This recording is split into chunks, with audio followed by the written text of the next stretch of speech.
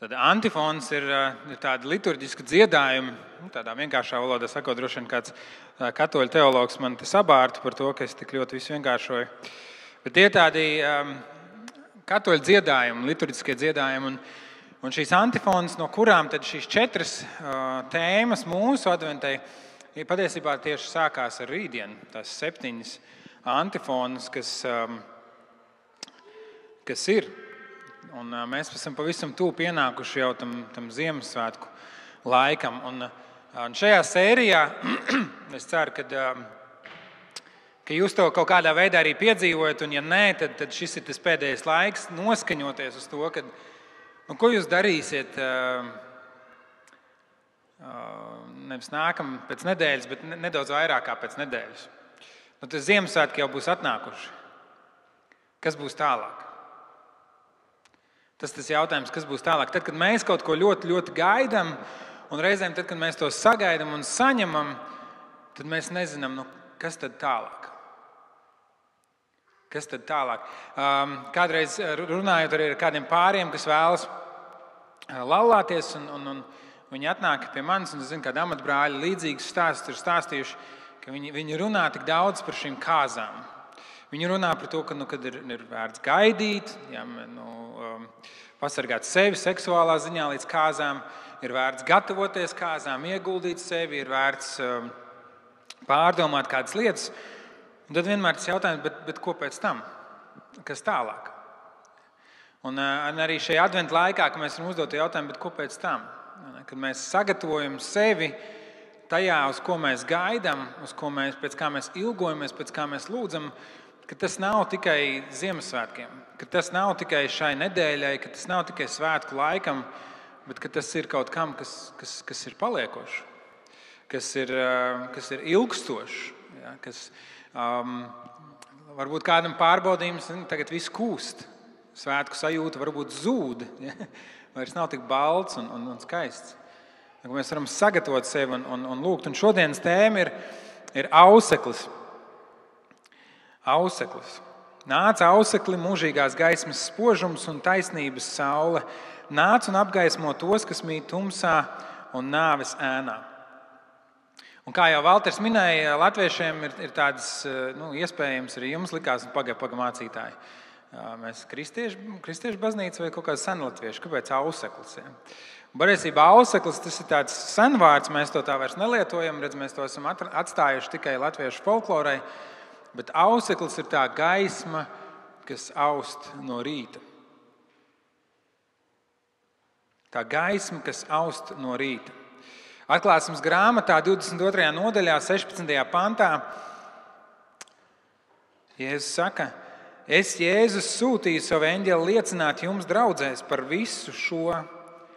Es esmu Dāvida sakne un dzimums, mirdzošā rīta zvaigzne.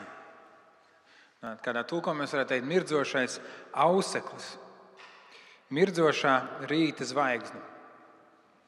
Un jau pagājušajā nedēļā es uzdevu jums jautājumu par tumsu. Kas ir tā tumsa tavā dzīvē? Kas ir tā tumsa tavā dzīvē? Kas ir tas pārklājs, tā ēna, tas kas liekas velkas līdzi un no kura tik ļoti tu vēlies tikt ārā. Un mēs runājam par to, ka tas var būt kaut kas ir globāls. Mēs redzam karus, mēs redzam dažādas politiskas notikumus, mēs redzam dažādas likumus, kur mūsu pašu valdība pieņem, kurš šķiet atkāpjas no tādām kristīgām vērtībām. Un tas kaut kādā veidā uzliek mums tādu tumsu un spiedienu un tādu sajūtu, kad viss iet uz grunti. Un tā var būt iekšēji tumsa.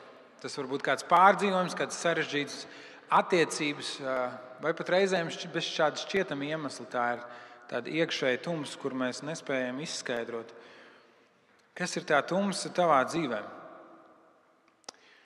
Un tad, kad runā par tumsu no tāda nedaudz fizikas aspekta, tad patiesībā tumsa nepastāv. Tumsa nepastāv, tumsu nevar izmērīt, tumsas nav. Izmērīt var tikai gaismu. Un tumsa ir gaismas trūkums. Un Bībele bieži vien runā par šo tumsu kā kaut kā trūkumu.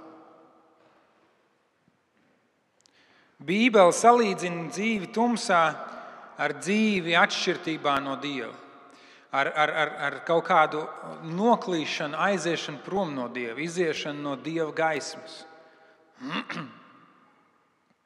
Iesejas grāmatas 9. nodaļā, 1. pantos ir teikts: tauta, kas staigāja tumsā, redzēs varenu gaismu. Tumsības zemes mītniekiem atspīdēs gaisma.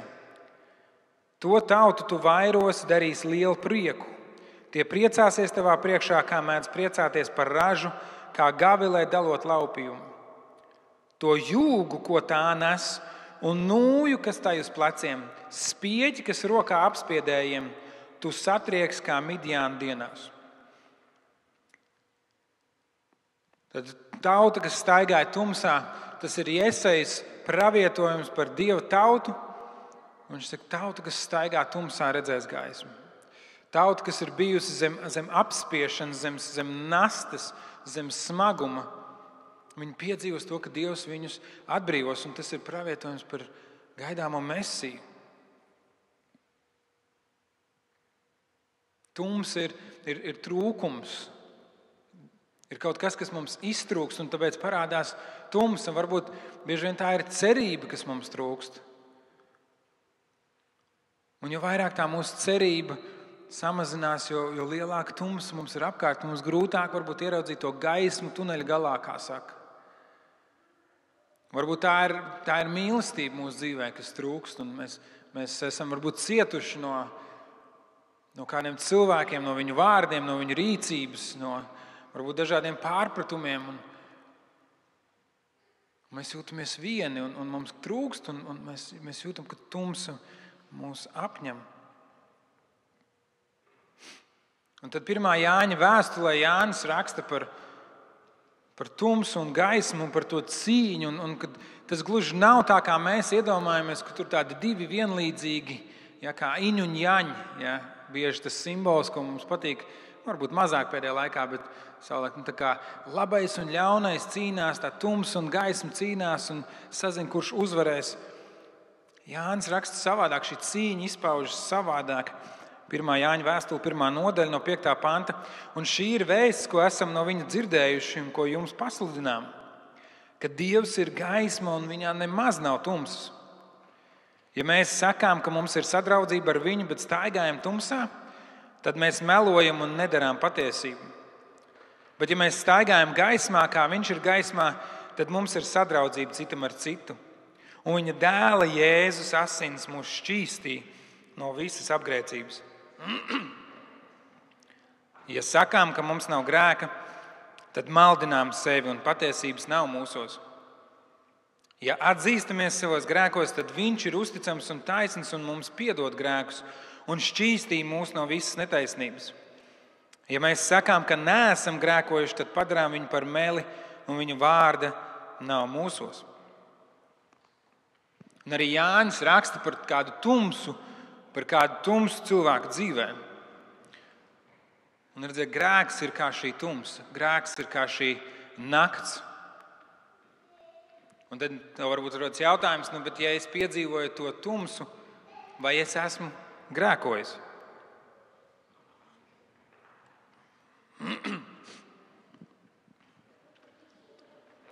Bet mums jāierauga grēks kā kaut kas vairāk, kā tikai mūsu rīcība. Reizēm cilvēki nāk pie manis un saka, mācītāji, vai tas ir grēks? Viņi nosauc kādu konkrētu lietu un saka, vai tas ir grēks? Un es domāju, ka tie nodomi cilvēkiem ir labi. Viņi grib zināt kādu lietu sarakstu, ja viņi zināt, ko drīkst darīt un ko nedrīkst darīt. Viņi saka, bet vai tas ir grēks? Vai tas ir grēks? Ja tas ir grēks, un reizēm ir tādas lietas, kuras mēs varam skaidri pateikt un teikt, jā, tas ir grēks. Bet arī tad tam grēkam apakšā slēpjas mūsu sirds. Jo Bībele saka, ka no sirds izriet ļaunums un no sirds izriet tas, kas mēs esam, ko mēs darām. No sirds pārpilnības mute runā. Un ka mums jāierauga, ka grēks ir kas vairāk kā kaut kāda viena konkrēta rīcība. Grēks var būt mūsu attieksme. Grēks var būt mūsu vienaldzība.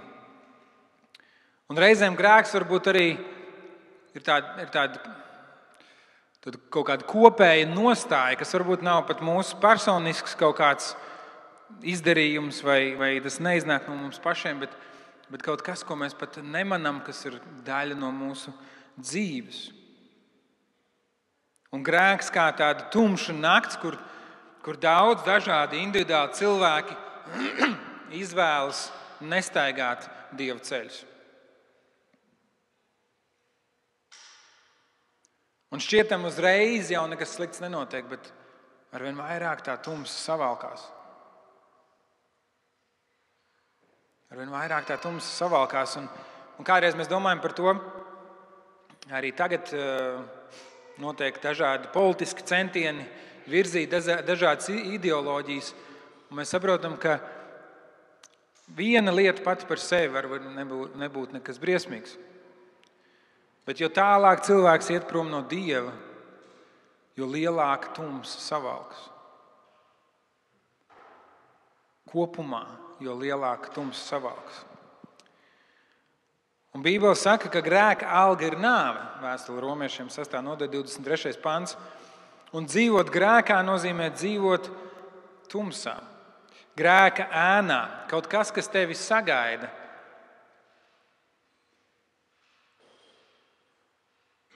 Tumša ēna pārnāk. Kaut kas, kas tevi sagaida. Tad, kad mēs dzīvojam grēkā, mēs dzīvojam tumsā. Un tāpēc ir šis sauciens. Ir šis sauciens uz Dievu, ir šīs ilgas, lai Dievs nāk un izgaismo mūsu dzīvi. Lai Dievs ienes gaismu mūsu tumsā. 30. psalma 6. pantā teica, jo tik mirkli viņa dusmas, bet uz mūžu viņa labvēlība vakarā raudas nāk sērst, bet no rīta ir līksme. Vakarā mums liekas, ka ir tumsa un kad ir izmisums un varbūt pat bezcerība. Un tajos rītos, kad aust šī saule, šis auseklis, šī rīta gaisma, tas dod mums cerību. Tas dod mums cerību. Mēs apzināmies to, ka mēs dzīvojam pasaulē, kurā grēks ir klātesošs. Mēs apzināmies savu dzīvi, mēs saprotam, ka lai kā mēs censtos un lai kā mēs tiektos, neviens no mums nespēja dzīvot pilnīgu dzīvi un negrēkot. Un mums ir vajadzīga šī Dieva gaisma, lai tā nāk un mūs atspīd. Jāņa evaņģēlijā 8. nodaļā Jēzus runā par sevi un viņš saka, es esmu pasaules gaisma, kas seko man, tas nestaigās tumsā, bet tam būs dzīvības gaisma. Vēlāk 12. nodaļā viņš saka, es esmu gaisma un esmu nācis pasaulē, lai neviens, kas man tic, nepaliktu tumsā.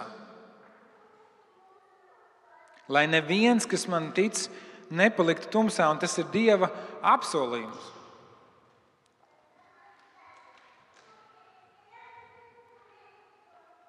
Tas ir Dieva apsolījums. Un mēs apzināmies, un te ir tā varbūt tā spriedze mūsos, kur mēs sakam, bet Dievs, to es apsolīju, to es teicu, neviens, kas tev tic, nepaliks tumsā. Es esmu savu dzīvi tev uzticējis, es esmu lūdzis grēku nožēlas lūgšanu. Es cenšos pēc labākās sirdsapziņas dzīvot kristiešu dzīvi, un joprojām ir tumsa. Joprojām ir tumsa, un mums ir jāsaprot, kurā laikā mēs dzīvojam. Un tas ir ļoti piemēroti par to runāt adventas laikā, jo mēs dzīvojam starp šīm divām adventēm. Nevis starp 1. un 2. vai tagad jau starp 3. un 4. Bet starp divām adventēm, starp Kristus atnākšanu kā mazu bērnu šajā pasaulē, par ko mēs Ziemassvētkos daudz runājam un dziedam, un starp to otro Kristus atnākšanu, kad viņš nāks kā ķēniņš un kā valdnieks, un kad visi viņu redzēs. Un kad visi kritīs viņa priekšā ceļos, un citi, lai pielūgtu, un citi, lai saņemtu sodu. Mēs dzīvojam ar šīm divām adventēm, kur Dieva valstība ir klāta, un mēs varam to piedzīvot, un tomēr tā vēl nav pilnībā atnākusi. Un tāpēc mums ir šis apsolījums, ka mēs varam piedzīvot gaismu un būt gaismā, un ka mums nebūs jāstaigā tumsā, mums būs dzīvības gaisma, un mēs piedzīvojam kādus ieskatus tajā, kādas gaismas stariņas savā dzīvē, un citreiz Dieva žēlstībā tas ir kāds tiešām spilgts prožektors mūsu dzīvē, kur Dievs izgaismo to, vai kā tāds spilgts ugunskurs, vai kāda kamīna liesma, pie kuras mēs varam sildīties. Un citreiz tā gaisma ir kā tāda maza svecīte, kā tāda maza cerība, kas mūs ved uz priekšu. Bet, lai kā arī būtu, mums ir šī Dieva valstības garša, un tas ir atvieglojums. Tas ir atvieglojums jau tagad. Mums nav tā, ka mums ir tikai vienīgi jāgaida, kad Jēzus nāks otrais, kad visas mūsu problēmas tiks atrisinātas. Tāds ir tas apsolījums, tā būs, bet arī tagad mēs varam piedzīvot Dieva spēku savā dzīvē. Mēs varam piedzīvot piedošanu un pieņemšanu. Dieva gaisma ir atspīdējusi, rītausma ir nākusi. Un tev vairs nav jādzīvo slēpjoties. Tev vairs nav jādzīvo izliekoties. Tev vairs nav jādzīvo spēlējoties. Un šis ir tas brīdis, mīļā draudze, kur mēs saprotam, bāc, tas nav tik vienkārši.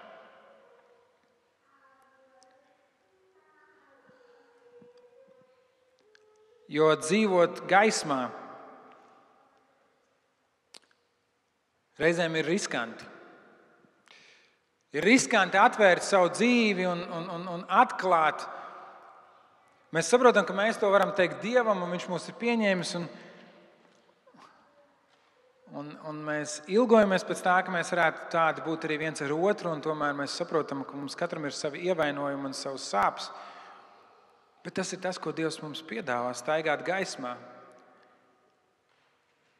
Neslēpjoties vienam no otra, nemēģinot kaut kā manipulēt un teikt un domāt un spēlēt un izkalkulēt, un tu man toreiz tā, un tad es tev tā. Ja tu man tā, tad es to, un ja tu man to nesaki, tad es tev to neteikšu.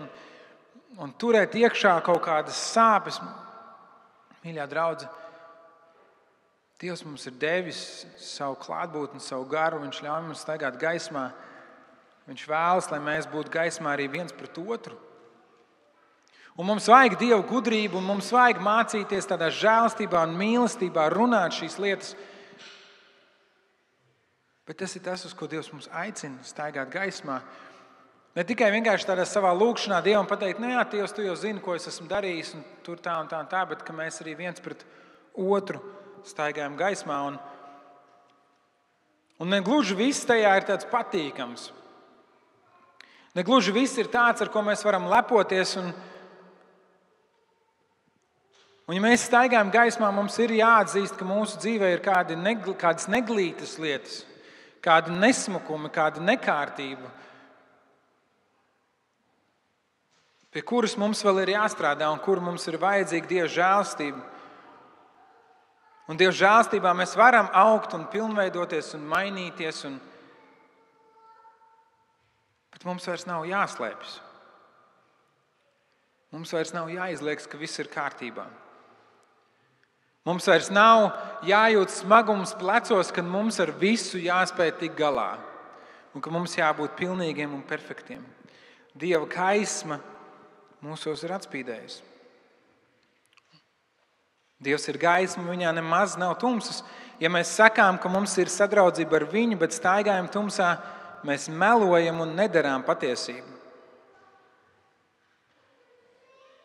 Ja mēs staigājam gaismā, kā viņš ir gaismā, tad mums ir sadraudzība citam ar citu, un viņa dēla Jēzus asins mūs šķīstī no visas apgrēcības. Padomājiet, ko nozīmē šie vārdi.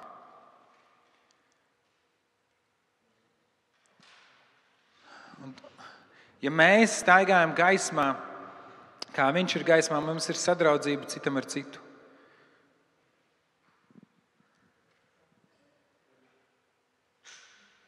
Es ilgojos būt tādā draudzē, un es varu teikt, daļēji es tādā draudzē jau esmu, mīļā mājvieta.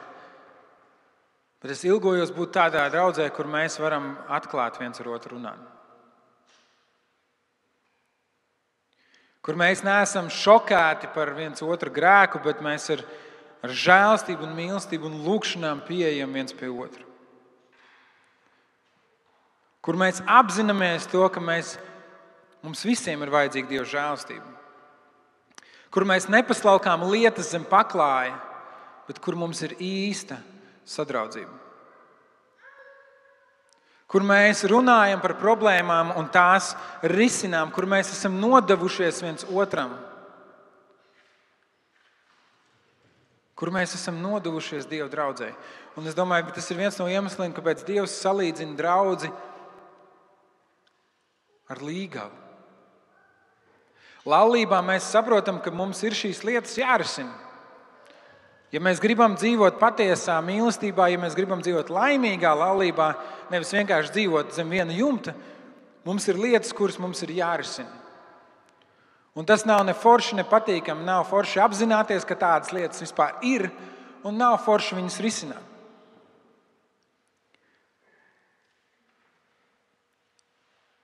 Un es kādreiz saku, tur, kur cilvēki viens otru sāpina, tur var redzēt, ka veidojas īstas attiecības.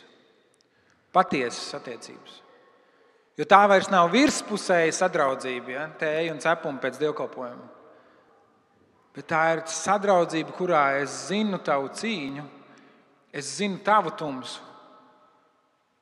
Un es apņemos būt tev līdzās, un tajā pat laikā es arī mācos uzticēt savu tumsu tev.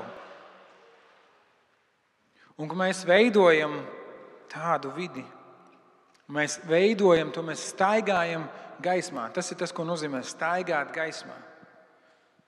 Protams, tas nenozīmē uzrakstīt visus savus grēkus sev uz maikas, uzprintēt. Ja.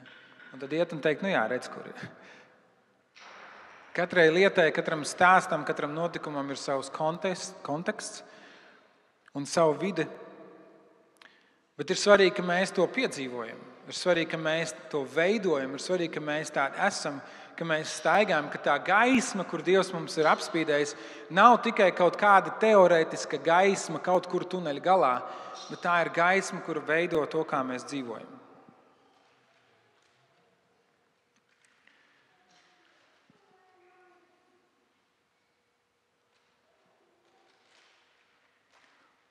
Un tad es gribu vēl kādu niansi tajā ienest. Mēs runājam par to, ka grēks ir tā tumšā nakts. Varbūt pat, ja ne tiešā veidā, tad grēks ir visa ļaunuma sākums. Bet reizēm mēs dzīvojam ar tādu smagu nastu savā dzīvē, apzinoties, cik šī tumsa ir īsta un patiesa. Reizēm mēs ieraugam sevi kā tādā spogulī un liekas, kā es vispār uzdrīkstos sevi saukt par kristieti, ja es esmu spējīgs uz tādām lietām. Mēs dzīvojam ar dažādiem kārdinājumiem ikdienas un arī šaubām. Un citreiz tās ir šaubas par sevi, un citreiz tās ir šaubas par Dievu. Bet tāpēc, ka mēs gribam būt labi kristieši, mēs par tām nerunājam. Mums gribas šīs neērtās un reizēm ļoti neglītās lietas paslēpt. Un es domāju, tas kaut kā ir instinktīvi. Mēs redzam, ka arī pirmie cilvēki ēdens dārzā, pirmā lieta, ko viņi dara, viņi slēpjas. Viņi slēpjas no Dieva, viņi slēpjas viens no otra. Un tāpēc, ka mēs nevaram tās atklāt, tās mūs vajā vēl vairāk. Un sākas šāds milzīgs riņķa dans, kā tādas dziļāk ejoša spirāli, kur mēs nespējam uzticēties, mēs nespējam pastāstīt, un tas padara mūs vēl. Tas iedzen mūs vēl dziļāk tumsā. Bet Dieva vārds aicina mūs staigāt gaismā. Līdzdalīt viens otram tās cīņas un domas, ar kurām mēs sastopamies ikdienas. Atrast tos cilvēkus un būt tiem cilvēkiem, kuri var par šīm lietām runāt. Kuriem tā Dieva žēlastība nav tikai teorija, bet tas ir arī spēks, kuriem evaņģēlijs nav tikai tāda ziņa, kas izskan, ko mācītājs varbūt pasaka svētdienā, bet evaņģēlijs tas ir spēks, kas ir pamatā dzīvei. Un tad, kad mēs šīs lietas runājam, tad reizēm var izrādīties, ka tā smagā nasta un cīņa nemaz nav grēks, bet kārdinājums. Un jā, tas ir klātesošs mūsu ikdienā, un tāpēc mēs par to jūtamies slikti. Un mums ir kauns to atzīt, ka mēs sastopamies ar šādām domām un šādām idejām. Bet patiesībā tas ir kā tāds ciemiņš, ziniet, atšķirības starp grēku un kārdinājumu. Tad, kad kāds klauvē pie jūsu durvīm, grēks klauvē pie jūsu durvīm, un jūs pieejat pie durvīm, un jūs ar to actiņu, vai tagad jau caur domofoniem, telefonā paskatāties, un tur stāv grēks, un jūs saprotat, tas ir grēks, kas man kārdina. Tas ir kārdinājums, un Bībele saka, turiet to par lielu prieku, brāļi, ka jūs to pat kārdināti.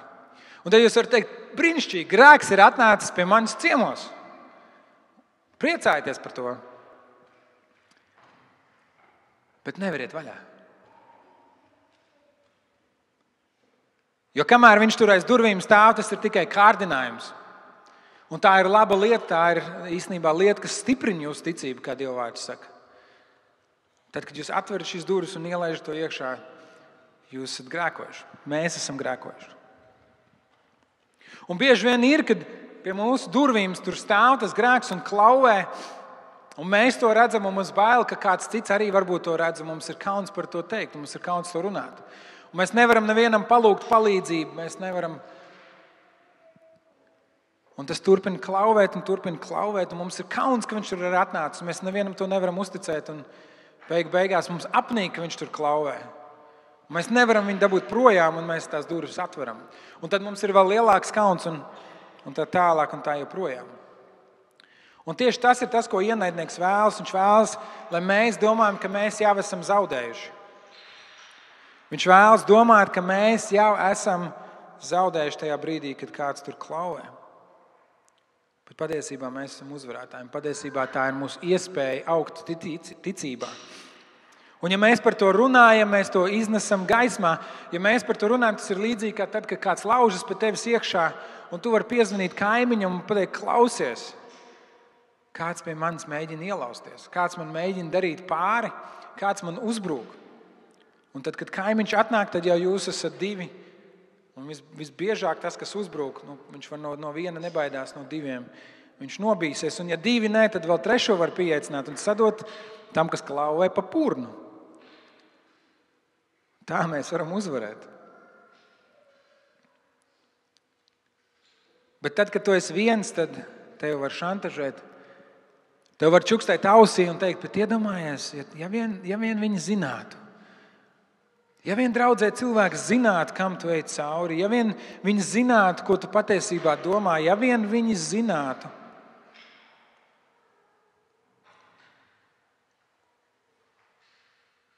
Tieši tāpēc mēs esam aicināti staigāt gaismā. Mums liekas, ka ja esam kārdināti vai esam grēkojuši, tad mēs esam zaudējuši. Zaudējuši Dieva uzticību, mēs esam viņu pievīluši. Mēs neesam viņa žēlstības cienīgi. Un tā ir taisnība, mēs neesam. Mēs to neesam pelnījuši. Bet Dievs to dāvā tik un tā. Dievs to dāvā tik un tā. Un cik reizes es savā dzīvē neesmu cīnījies ar to, ka es domāju, es esmu skrējis un darījis, un es esmu atstājis novārtā savu lūgšanu dzīvi, vai atstājis novārtē kādas citas garīgas disciplīnas, un es apzinos to, un es saprotu, bet tik stulbi. Es tik ilgi to neesmu darījis, ka man liekas, es tagad tieši, tad Dievs, mēram tā kā citreiz draugi saka, tu jau zvani tikai tad, kad tev kaut ko vajag, un tad mums nemaz negribās zvanīt. Un līdzīgi tāds sajūta ar Dievu, un tad es reizēm sev atgādinu šo vēstu Lūkas evaņģēlijā 15. nodaļā, kur dēls bija visu izdarījis, lai tēvs viņu nekad vairs negribētu pieņemt atpakaļ, un tēvs viņu sagaida ar atplestām rokām. Un lai cik ilgi tu būtu gājis bez Dieva, lai cik tālu tu būtu gājis prom no Dieva, lai cik ilgi tu būtu bijis savā grēkā, ik reizi, kad tu vērsies pie Dieva, Dievs par to priecājas. Vēstulē Romiešiem 5. nodaļā 8. pantā ir teikts, bet Dievs savu mīlestību uz mums parāda ar to, ka Kristus par mums nomiris, kad mēs vēl bijām grēcinieki. Tad, kad mēs vēl bijām grēcinieki, Kristus par mums nomira. Un tad Pāvils turpina, jo vairāk tagad, kad esam attaisnoti viņa asinīs, mēs tiksim caur viņu izglābti no dusmības. Jo būdami Dieva ienaidnieki guvām izlīgumu ar Dievu viņa dēla nāvē, daudz vairāk būdami izlīkuši, tiksim izglābti viņa dzīvībā. Pāvils vēlas uzsvērt to. Redziet, reizēm tā ir, ka tad, kad mēs neko par Dievu negribējām dzirdēt, un mēs piedzīvojam šo žēlastības vēsti, un mēs apzināmies, jā, Dievs to mums ir piedevis. Un tad neskapēc, kā kristieši, mēs esam sākuši krāt savus labos darbus. Bet tā vēsts jau nav divējādi. Nav tā, ka tiem, kas nepazīst Dievu, ir viena vēsts, un tad tiem baznīcēniem tie ir cita vēsts. Evaņģēlija vēsts ir viena un tā pati. Mēs to neesam pelnījuši, bet Dievs mums to dāvā. Vēlāk 8. nodaļā Romiešiem teikts, tiem, kas Kristu Jēzu vairs nav pazudināšanas, jo dzīvības gara likums Kristu Jēzu ir tevi atbrīvojis no grēka un nāves likuma. Un tad paliek jautājums, vai tu esi Jēzu Kristu?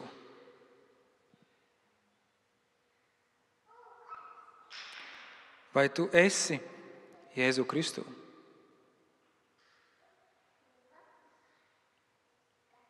Vai tu esi apņēmies staigāt gaismā? Vai varbūt tu esi iemīlējis tumsu? Un tu saproti, ka ir tumšs un ir nērti un nepatīkami, bet tu esi iemīlējis tumsu. Jo tas prasa drosmi, tas prasa apņēmīgu rīcību. Iespējams, ka tas prasa kaut kādu upuri. Tas prasa kaut ko pārkārtot savā dzīvē, tas prasa uzticēties, tas prasa uzņemties iniciatīvu un runāt. Un doma vien par to jau, tev liekas, labāk sēdēšu savā tumsā.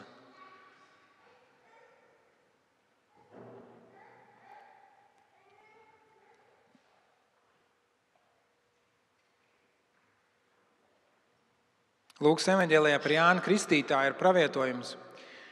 1. nodaļas 76. pantā, un tevi bērniņš sauks par visaugstā pravieti. Tu iesi kungam pa priekšu sataisīt viņa ceļu, lai dotu viņa tautai pestīšanas atziņu caur grēku piedošanu mūsu Dieva sirds žēlsirdības dēļ. Un tad tur ir vārdi tādēļ, rīta zvaigzne mūs no augšienes uzlūkos, lai mirdzētu tiem, kas mīt tumsā un nāves ēnā, un atgrieztu mūsu kājas uz miera ceļa. Tādēļ. Dieva sirds žēlsirdības dēļ. Tādēļ. Tev nav jābūt tumsā. Tev nav jābūt vienam ar savām cīņām. Jāņa evaņģēlijas 3. nodaļa 16. pants. Jāņa 3.16. Kurš zina no galvas? Jāņa 3.16. Jo tik ļoti Dievs pasauli mīlējis, ka viņš devis savu vienpiedzimušo dēlu, lai ik viens, kas viņam tic, nepazust, bet iegūtu mūžīgo dzīvību. Bet jūs zinat turpinājumu? Jo Dievs sūtīja savu dēlu pasaulē nevis, lai tas pasauli tiesātu, bet lai pasauli ar viņu tiktu glābta. Kas tic, tas netiek tiesāts, bet kas netic, tas jau ir notiesāts, jo tas nav ticējis Dieva vienpiedzimušā dēla vārdam. Tiesas spriedums ir tāds, ka gaisma nāk uz pasaulē. Klausieties uzmanīgi. Tiesas spriedums ir tāds, ka gaisma nāk uz pasaulē. Bet cilvēki bija iemīlējuši tumsu vairāk nekā gaismu. Tādēļ, ka viņa darbi bija ļauni, ik viens, kurš dara ļaunu, nīst gaismu un nenāk gaismā, lai viņa darbi netiktu nosodīti. Bet kas patiesību dara, tas nāk pie gaismas, lai viņa darbi kļūtu atklāti, ka tie darīti Dievā. Kad Jēzus Kristus nomira pie krusta, tā bija ne tikai glābšana, bet tā bija arī tiesa. Un tiesas spriedums ir tāds, ka lūk jums glābējs. Lūk jums gaisma. Lūk jums izēja no tumsas. Lūk jums risinājums.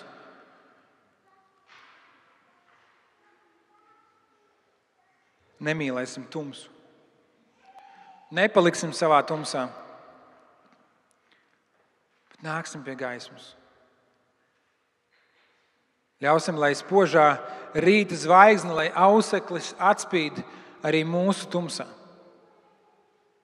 Būsim tie, kuri mācās staigāt gaismā, Dieva priekšā un arī savā starpā.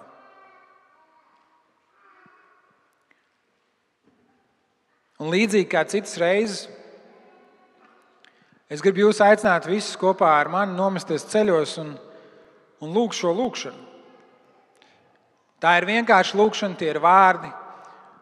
Tur nav nekas maģisks, tāpat par sevi tevi neizglābs.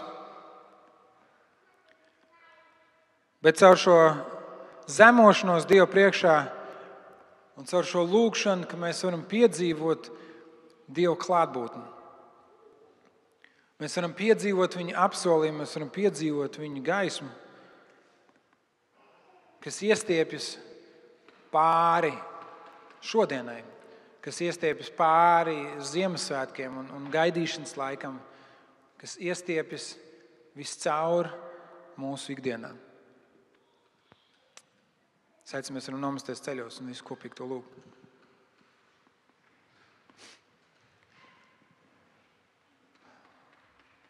Nāc ausekli, mūžīgās gaismas spožums un taisnības saule. Nāc un apgaismo tos, kas mīt tumsā un nāves ēnā. Un arī šodien gribu jums atgādināt tos vārdus, ko Jēzus saka: es nākšu drīz. Kā apsolījums un pamudinājums un iedrošinājums, ka viņš tevi dzird. Viņš tevi dzird.